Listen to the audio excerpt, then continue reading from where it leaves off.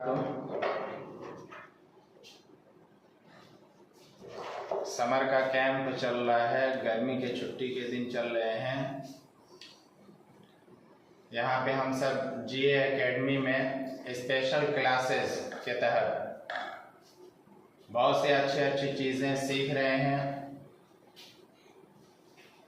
इसी के तहत हम सब सीख रहे थे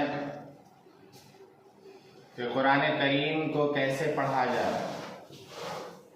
तो उसके लिए हम सब हरूफ मुफरदात पढ़ चुके हैं, नुक्तों का बयान भी पढ़ चुके हैं। अब आज पढ़ेंगे हरकात का बयान। आज पढ़ेंगे हरकात का बयान।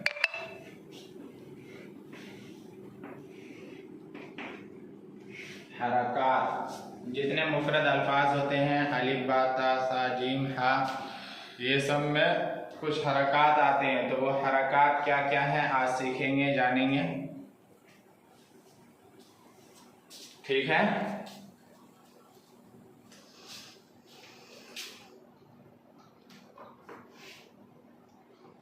ज़बर, ज़ेर, पेश,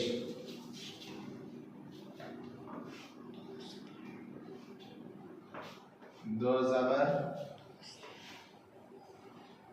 दो ज़ेर, दो पेश,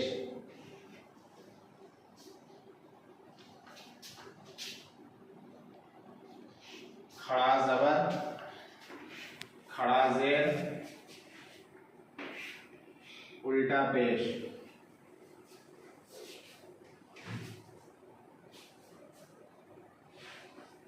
जज़म है, तशदीद,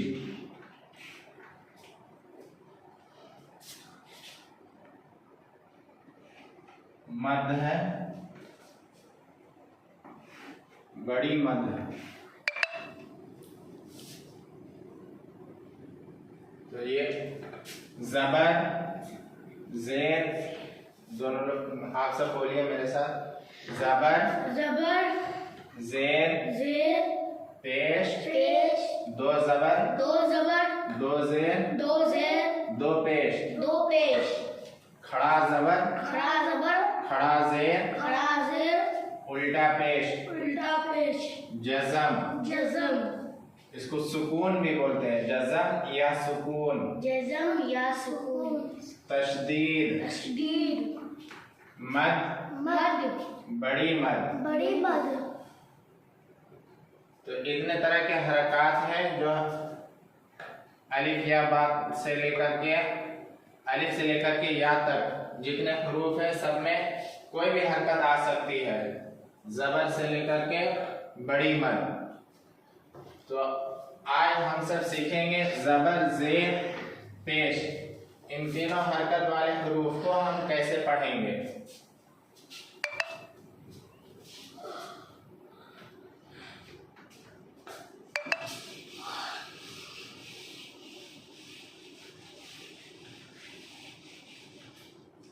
ज़बर, ज़ेर, पेश को सीखेंगे। ज़बर, ज़ेर, पेश, इन तीनों को हरकात कहते हैं। हरकात ये हरकत की जमा है। सिर्फ एक ज़बर रहेगा तो हम बोलेंगे हरकत। अगर तीनों हैं या और भी हरकात हैं, खड़ा ज़बर, खड़ा ज़ेर, तो सब जब प्लुरल हो जाता है तो हरकात कहलाता है। तो हम सबसे पहले ज़बर, ज़ेर, पेश को हरकात कहते हैं। अब इनको पढ़ने का जो तरीका है, ज़बर, ज़ेर, पेश वाले हरूफ को जो पढ़ने का तरीका है कि ऐसे हरूफ जिस पर ज़बर, ज़ेर या पेश लगा हो उसको हम जल्दी पढ़ते हैं, खींचते नहीं हैं। जैसे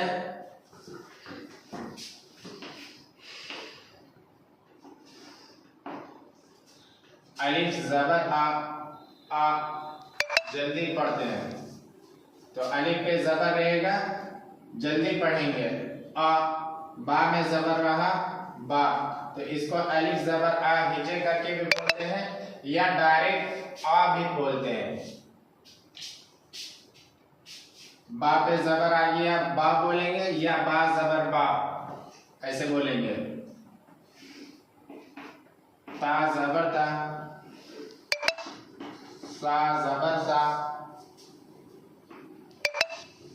जीम जबर जा। तो ये हो गया जबर। ऐसे ही अगर जेर रहा,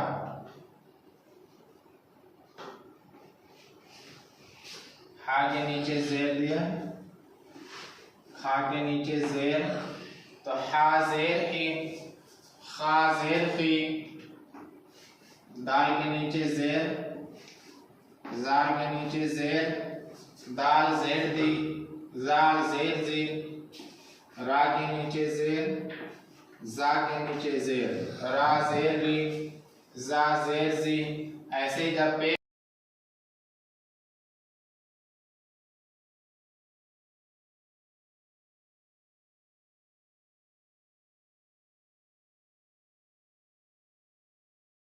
इसके ऊपर अगर जबर ना रहे तो अलिफ बोलते हैं। लेकिन इस अलिफ के ऊपर जब भी कोई हरकत आ जाए, या जबर आ जाए, या जेर आ जाए, या पेश आ जाए, तो इसको अलिफ से फिर हमजा बोलने लगते हैं। ये हमजा फिर हो जाता है। जब भी इस पे जैसे ही कोई हरकत आएगी ये हमजा हो जाएगा। तो इसको पढ़ेंगे फिर हमजा जबर आ, या हमजा जेर ई, या हमजा पेश उ। ठीक है, तो अलिफ जब ही तक है जब तक इस पर कोई हरकत नहीं है। जैसे ही हरकत आती है ये हमेशा हमजा हो जाता है, हमजा पढ़ते हैं। फिर इसको जब जबर दे दिया अलिफ के ऊपर तो पढ़ेंगे हमजा जबर आ। तो जबर जेर पेश के हरकत वाले हुरूफ को हम कैसे पढ़ेंगे ये सीख लिए। कि जबर अगर है हुरूफ पे तो हमजा जबर आ, बा जबर बा, ता जबर ता, सा जबर सा, जीम जबर जा। ऐसे नीचे करके पढ़ते हैं या डायरेक्ट सीधा साउंड के साथ पढ़ते हैं। आ, बा, ता, सा, जा ऐसे पढ़ेंगे। जेर वाले हुरूफ को हाजिर ही, फाजिर ही, दाल जेर दी, जाल जेर जी, रा जेर री, जा जेर जी ऐसे पढ़ेंगे। या डायरेक्ट साउंड के साथ ही, फी, दी, जी, री, जी ऐसे पढ़ेंगे। अब पेश वाले हुरूफ को जैसे सीन पेश शू, शीन पेश शू, स्वाद जेर सी, ज़ाद जेर जी, ता जेर ती, ज़ा जेर जी। इसको भी डायरेक्ट सु, शू, सी, जी, ती, जी ऐसे ही डायरेक्ट पढ़ेंगे, बिना हिजे किए हुए पढ़ेंगे। जबर जेर पेश वाले हुरूफ को डायरेक्ट पढ़ेंगे बिना जबर जेर पेश कहे हुए। ये जबर है तो हमको ऑटोमेटिक बोलना चाहिए आ, बा, ता। जेर है तो ही, फी, दी। पेश है तो सु, शू, सु, जू। ठीक है, जबर जेर पेश की एक तारीफ भी है, ग्रामर।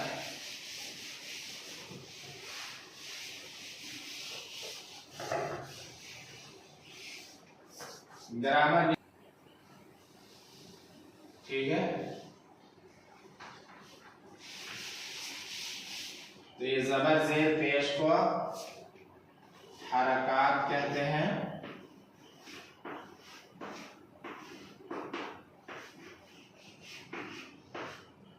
हरकात कहते हैं। जबर जेर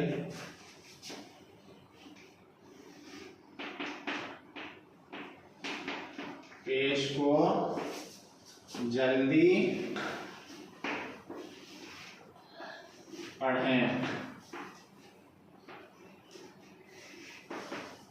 जबर जेर पेश को जल्दी पढ़ें।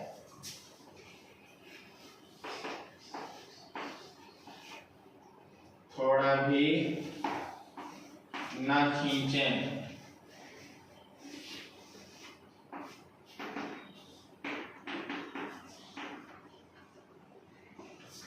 ठीक है, ये ग्रामर्स होता है, रूल्स होता है ज़बर ज़ेर पेश का। तो ज़बर ज़ेर पेश को हरकत कहते हैं। ज़बर ज़ेर पेश को जल्दी पढ़ें, थोड़ा भी ना खींचें। और एक चीज और है साउंड के सिलसिले में कि हमारी आवाज कैसे रहेगी। तो ज़बर वाले हरूफ को जब बोलते हैं तो उसकी आवाज हल्की ऊपर उठती है और मुंह खुली हुई रहती है, मुंह बंद नहीं होगा। जैसे अलिफ पे ज़बर दें और बोले इसको, तो बोलेंगे हमजा ज़बर आ, आ, तो आवाज हल्की ऊपर को जा रही है और मुंह खुली हुई रह रही है, बंद नहीं होगी। आ, बा, ता, ठीक है। तो ये ज़बर ज़ेर पेश को क्या कहते हैं वो सीख लिए। ज़बर ज़ेर पेश वाले हुरूफ को कैसे पढ़ेंगे वो सीख लिए। अब इसके बाद खड़ा ज़बर, खड़ा ज़ेर, उल्टा पेश, इसको इंशाअल्लाह कल पढ़ेंगे। और बात हम सब की चल रही थी कि सो करके उठने के तरीके क्या हैं, तो इस पर हम सब बात किए थे और इसके आदाब सीखे थे। बात आई थी कि सो करके उठने के आदाब में से एक मिसवाक करना, कि सो करके उठेंगे तो हम मिसवाक भी करेंगे। तो आज पढ़ेंगे और सीखेंगे और जानेंगे कि मिसवाक करने के तरीके क्या हैं, उसके आदाब क्या हैं, इसके फवायद क्या हैं, मिसवाक करना क्यों हमारे लिए जरूरी है, इसको सीखेंगे।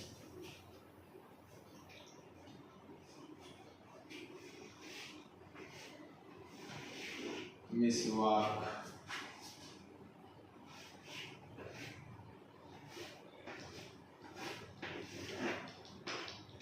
मिसवाक के आदाब। तो सबसे पहले हम सब सीखेंगे कि मिसवाक कब करना चाहिए, कब जरूरी होता है मिसवाक करना। तो पांचों नमाजों के वक्त जब वजू करते हैं तो वजू के वक्त हमें मिसवाक करनी चाहिए। और एक जब सो करके उठें तो मिसवाक करें, घर पर कहीं से आए तो मिसवाक कर लें। ऐसे ही जब दांत पीले हो जाएं, दांत गंदे हो जाएं तो उस वक्त हमें मिसवाक कर लेना चाहिए। फिर मुंह से अगर बदबू आने लगे, महक आने लगे मुंह से, तो भी हमें मिसवाक कर लेना चाहिए। और अब आते हैं कि मिसवाक हमें पकड़ना कैसे है, मिसवाक करना कब है ये चीज हो गई। अब मिसवाक को पकड़ा कैसे जाए तो उसके तरीके भी जानेंगे। मिसवाक एक बालिश का हो, मिसवाक की जो लंबाई हो वो एक बालिश के मिकदार हो। और मिसवाक जब भी करेंगे पहले धो लेंगे, 3 मरतबा कम से कम मिसवाक करेंगे। फिर मिसवाक करने के बाद मिसवाक को धो करके रखेंगे। मिसवाक को कान के ऊपर भी रख सकते हैं, जैसे ये बढ़ई वगैरह देखिएगा, जो लकड़ी का काम करते हैं वो लोग पेंसिल वगैरह साथ में रखते हैं, तो अपना पेंसिल काम करने के बाद कान के ऊपर रख लेते हैं। ऐसे ही अगर हम मिसवाक जो है अपने साथ रखना चाहें तो हमेशा कान के ऊपर भी रख सकते हैं। अब ये है कि मिसवाक को पकड़ा कैसे जाए, पकड़ने का भी तरीका हमें मालूम होना चाहिए। ठीक है अब्दुल समद, तो मिसवाक को जो पकड़ेंगे उसमें हमारी उंगली, ये दाहिने हाथ की जो सबसे छोटी उंगली है वो सबसे नीचे रहेगी, उसके बाद वाली उंगली फिर रहेगी मिसवाक पे, फिर उसके बाद बीच वाली उंगली, फिर शहादत वाली उंगली, शहादत वाली उंगली सबसे ऊपर रहेगी। और अंगूठा हमारा जो है ये भी नीचे रहेगा, ये ऊपर नहीं रहेगा। तो मिसवाक की जगह पे अगर ब्रश भी हम पकड़ रहे हैं तो ब्रश को भी इसी तरीके से हम पकड़ेंगे। और फिर मिसवाक जब शुरू करें तो किस जानिब से शुरू करें, दाहिने जानिब से शुरू करेंगे। मिसवाक जब भी हम करना शुरू करें तो मिसवाक को दाएं जानिब से शुरू करें। और यही हमारी सुन्नत है कि जब भी कोई अच्छा काम करेंगे तो हम दाहिने जानिब की ओर से करेंगे।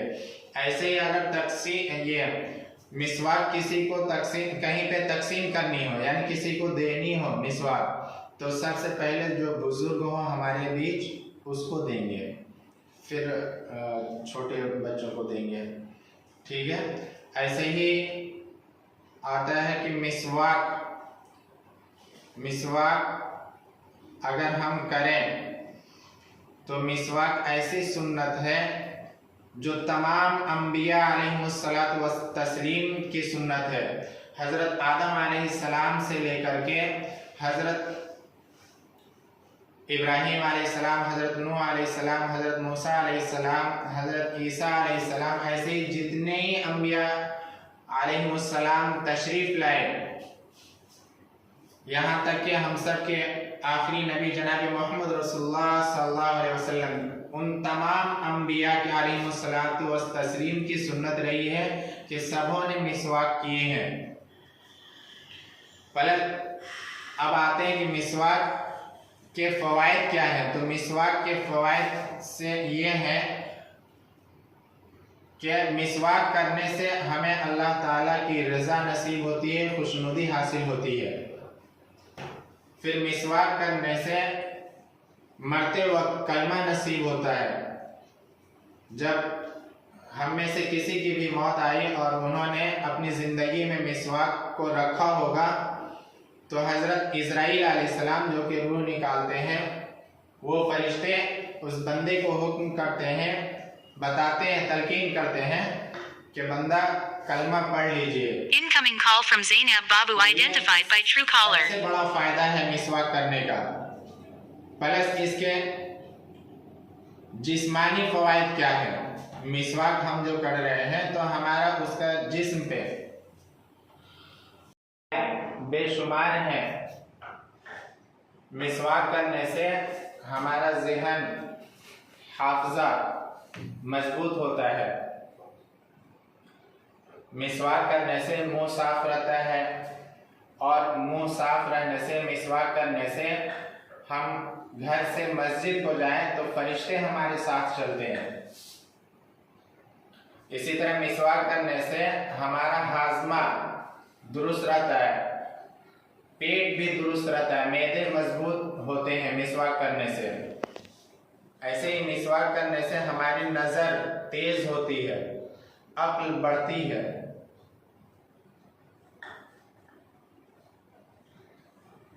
तो मिसवाक के बेशुमार फायदे हैं। मिसवाक करने से हमारे घर की औरतें पाक दामन रहती हैं।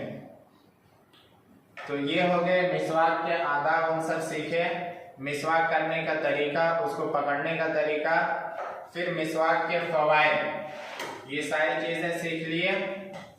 तो हमें ये मिसवाक की बात आई थी सोकर उठने के बाद कि हमको क्या क्या करने हैं। उठने कैसे हैं, तो उठने के बाद बाथरूम वगैरह करना है, टॉयलेट वगैरह कज़ाए हाजत से फारिग होनी है, मिसवाक करनी है। अब ये एक चीज़ और भी है कि हमें सुबह कितने बजे उठना है। ठीक है। अब ऐसा नहीं है कि रात को सोए तो आप जब नींद मुकम्मल हो तब उठेंगे, नहीं। उठने का एक तरीका है। सुबह हमको उठनी है सुबह सादिक पे। तो सुबह सादिक क्या है, इस चीज को भी सीख लें। सुबह जैसे शाम होती है, मगरिब का वक्त आता है, तो हमें एहसास होने लगता है कि हाँ अब रात होने लगी है। ऐसे ही सुबह जब होती है तो हमको सुबह ये एहसास होने लगता है कि हाँ अब सुबह हो रही है। तो सुबह होने का जो तरीका है वो कि हम कैसे जानेंगे कि अब सुबह हो रही है, तो उसका तरीका बतलाया गया है कि एक होता है सुबह काज़िब, यानी एक धोखा देने वाली सुबह होती है। सबसे पहले जब हम मशरिक की ओर देखेंगे, जिधर से सूरज निकलता है, उस जानिब में जब सुबह रात का आखिरी हिस्सा शुरू होने लगता है और हम आसमान की ओर देखेंगे, तो हमें एक रोशनी लंबाई में नजर आएगी मशरिक की ओर, जिधर से सूरज निकलता है उस ओर हमें एक रोशनी नजर आती है लंबाई में। तो वो रोशनी जो लंबाई वाली होती है वो सुबह काज़िब कहलाती है, यानी हकीकी वाली सुबह नहीं हो रही है। उसके बाद होता है क्या है कि वो रोशनी फिर धीरे धीरे गायब हो जाती है, खत्म हो जाती है। ये सुबह काज़िब कहलाता है। उसके बाद जो रोशनी निकलती है वो चौड़ाई में निकलती है। सुबह काज़िब की रोशनी जो लंबाई में निकलती है वो धीरे धीरे गायब हो जाती है, लेकिन सुबह सादिक की रोशनी जो सुबह को मशरिक के जानिब, जिधर से सुबह निकलता है उस जानिब निकलता है, वो चौड़ाई में होती है रोशनी, और वो रोशनी धीरे धीरे बढ़ने लगती है। उसी को सुबह सादिक कहते हैं। तो सुबह सादिक के वक्त में हम उठ जाएंगे, या आजकल के एतबार से अभी जो है हम अजान को सुनकर के उठ जाए। अपना अलार्म भी हम जो उठने का सेट करें वो सुबह सादिक के वक्त या अजान के वक्त के एतबार से हम सेट करें। अगर कोई अलार्म को सेट कर रहा है जिसमें सुबह सादिक का वक्त निकल जाए तो फजर की नमाज का वक्त निकल जाएगा। अगर फजर की नमाज के वक्त का बाद का अलार्म हम लगा रहे हैं तो हम गुनहगार होंगे, क्योंकि हम जानबूझ करके फिर नमाज के वक्त को ज़ाय कर रहे हैं। हम पर नमाज जो फर्ज होनी थी और